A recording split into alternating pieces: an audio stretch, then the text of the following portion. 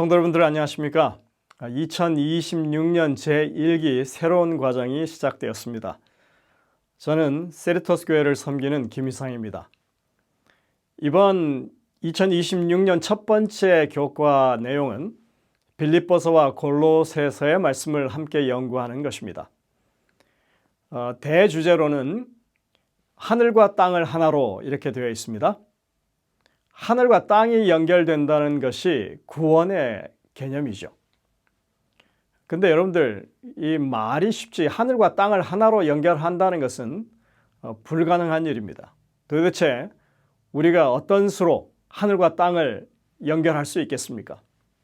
그럼에도 불구하고 예수님은 승천하시기 전에 그 제자들에게 불가능한 일을 그렇게 명령하십니다.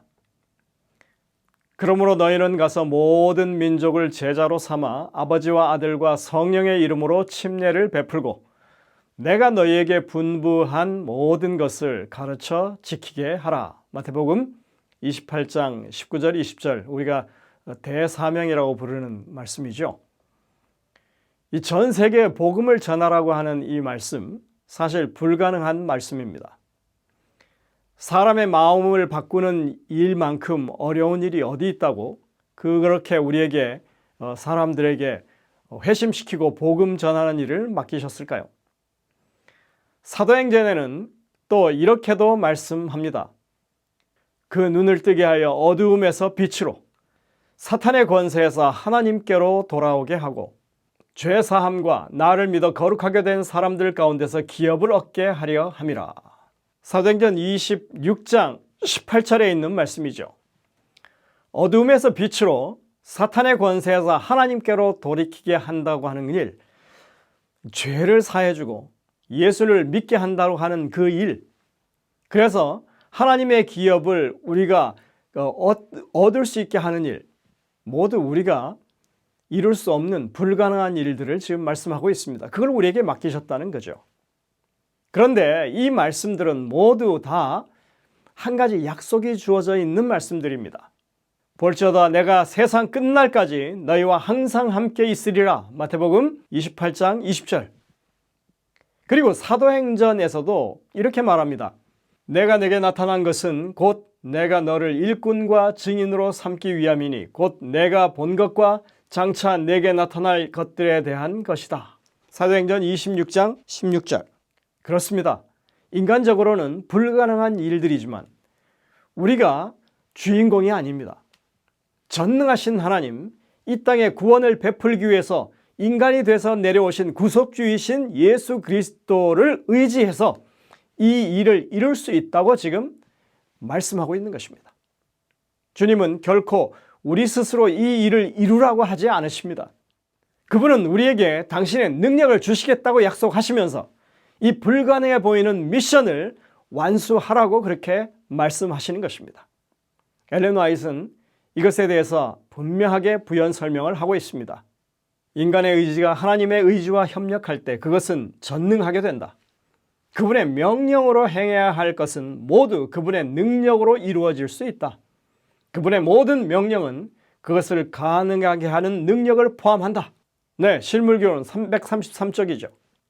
우리가 골로새서의 첫 부분을 보면 놀랍게도 그 편지가 쓰여질 무렵에 복음이 이미 천하 만민에게 전파되었다라고 기록되어 있다고 하는 것입니다. 물론 모든 사람이 복음을 받아들인 것은 분명히 아닙니다. 그러나 예수님께서 사도들에게 그리고 바울에게 주신 사명을 우리가 자세히 살펴보면 예수님이 이 말씀을 하실 때 모두가 제자가 된다거나 모두가 회심할 것이라고 약속하지 않으셨다고 하는 것입니다. 복음은 모든 민족에게 증거되기 위하여 온 세상에 전파될 것이다. 그리고 그제야 끝이 오리라고 마태복음에서는 분명하게 말씀하고 있습니다. 그렇다면 우리가 해야 할 증거라고 하는 것은 과연 어떤 것을 말하는 것일까요? 그것은 정확하게 어떻게 이루어지는 것일까요? 2026년 제1기 동안에 우리는 바울이 빌립보서와 골로새서를 통해서 가르치려고 했던 것을 공부하게 될 것입니다. 이 편지서들은 중요한 공통점을 하나 가지고 있습니다. 그 중에 제일 먼저 생각할 수 있는 것은 하늘과 땅을 하나로 잇는 일을 하실 수 있는 유일하신 분, 그리스도를 드러낸다고 하는 것입니다. 그분은 야곱이 보았던 땅에서 하늘로 이어지는 그런 사닥다리이십니다. 인간이시고 또한 하나님의 아들이십니다. 그분은 우리를 죄에서 구속하시고 우리를 위해서 중보하시는 분이십니다. 이 편지서들을 공부하면서 우리는 예수님의 두 가지 측면, 즉 인성과 신성 모두를 보게 될 것입니다.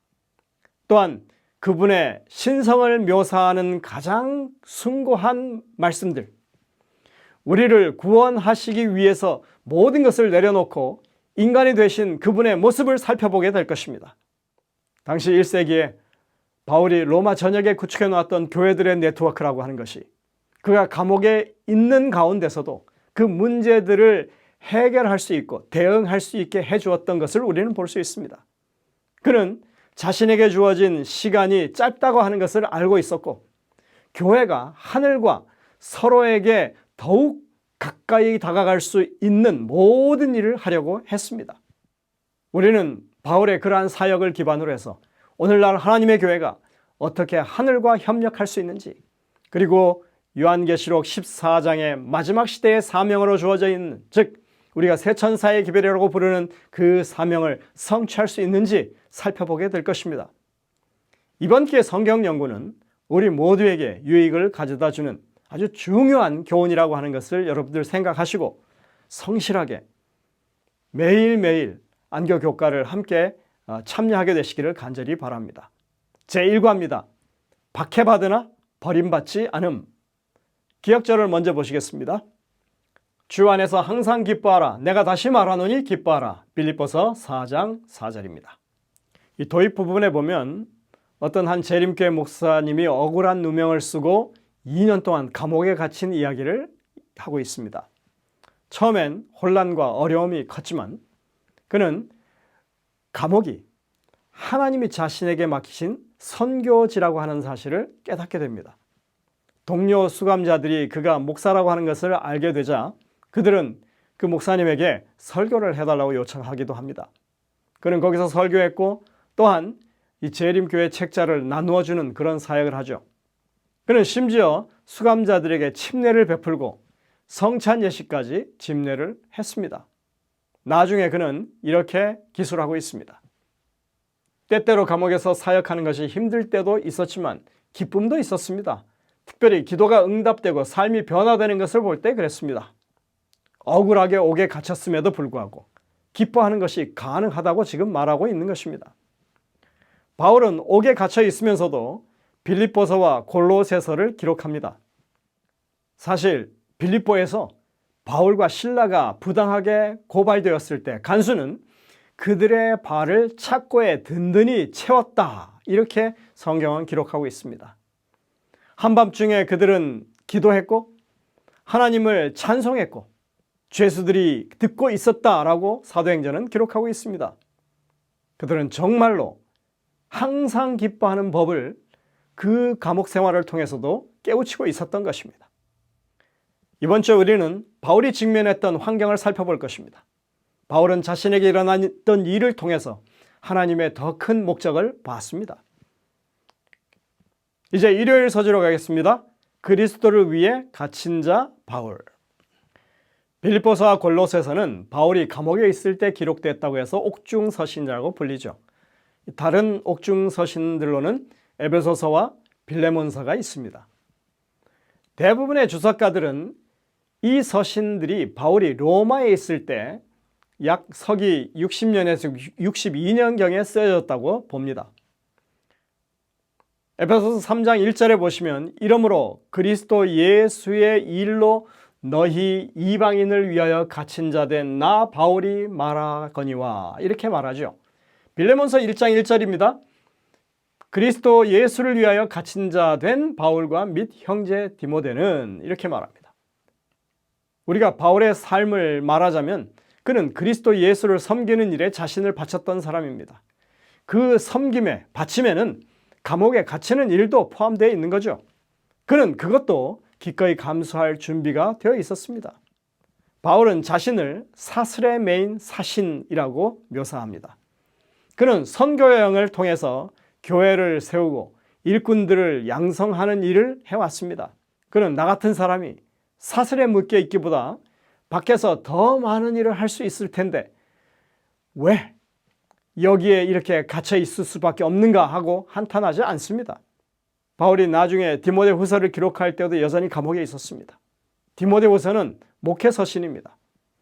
따라서 이 신약에 적어도 5권의 책이 이 옥중서신이라고 그렇게 말할 수 있는 것입니다. 그러나 여러분들, 우리가 옥중서신을 살펴봐도 바울이 어느 감옥에 있었는지는 정확하게 언급하지 않습니다. 따라서 어떤 사람들은 그가 에베소나 혹은 가이사랴에 있었을 가능성을 제시하기도 합니다. 하지만 바울이 에베소에서 감옥에 있었다고 하는 성경적인 증거는 전혀 없습니다. 가이사랴는 가능성이 있어 보이긴 하지만 그곳에서는 바울의 생명이 위협당하는 어떤 정황도 발견되지 않습니다. 그러나 빌립보서가 기록될 즈음에 분명히 그가 생명의 위협이 있었다고 하는 것을 우리는 짐작할 수 있습니다. 빌립보서 1장 20절이나 빌립보서 2장 17절에는 자신의 죽음을 암시하는 분명한 말이 있습니다. 근데 여러분들, 빌립보서에는 바울이 당시에 어디에 감금되어 있었는지를 짐작케 하는 분명한 몇 가지 단서가 나옵니다. 첫 번째는 친위대라고 하는 단어입니다. 프라이토리움이라고 헬라어로 말하죠. 이 단어는 예루살렘에서 빌라도가 예수님을 신문했던 총독의 관저 또는 바울이 갇혀 있었던 가이사랴의 총독 관저 둘을 가리킬 수도 있습니다. 하지만 바울은 이 단어를 장소의 개념이 아니라 사람들을 가리키는데 사용하고 있다고 하는 것입니다. 그는 온 친위대가 복음을 듣게 되었다고 그렇게 말하고 있습니다. 이들이 바로 로마의 황제를 보호하고 황제의 죄수들을 지키는 그런 친위대라고 본다면 그 대상은 약 14,000명에 이른다고 하는 것입니다. 둘째로 바울은 가이사랴 지배 사람들에게 문안을 전한다고 하는 것입니다. 이는 바울이 로마에서 감금되어 있었다고 하는 것, 황실과 관련된 사람들과 접촉하고 있었다고 하는 것을 보여주는 것입니다. 다시 말해서 바울은 지금 로마의 감옥에서 이 옥중서신을 보냈다고 하는 것이죠. 이렇게 상황이 좋지 않고 제대로 대우받지 못하는 그런 감옥에 갇혀 있지만 바울은 실망하지 않고 오히려 기쁨으로 하나님의 인도하심을 구하고 교회들을 위한 목회 사역을 진행했다고 하는 것, 우리가 정말 이러한 일들을 통해서 배워야 할 것이 많은 것입니다. 여러분들, 오늘 어떤 어려움에 처해 있습니까? 어떤 상황에서도 하나님이 우리를 붙드시고 우리의 모든 필요를 채우신다고 하는 것 기억하게 되시고 기쁨을 회복하시는 여러분들 되시기를 간절히 바랍니다. 기도하시겠습니다. 하늘에 계신 아버지 하나님, 참으로 좋은 일보다는 나쁜 일이 우리 주변에 너무 많습니다. 우리의 삶이 때로는 우울해지고 힘들다고 느껴질 때 감옥 속에서 바울이 가졌던 그러한 믿음이 다시 한번 우리 삶에 빛을 발할 수 있도록 이번 기회에 우리가 이 빌립보서와 골로새서를 함께 연구할 때 그러한 기쁨을 회복하는 저희 모두가 될 수 있도록 인도하여 주옵기를 예수님의 이름으로 간절히 기도드립니다. 아멘.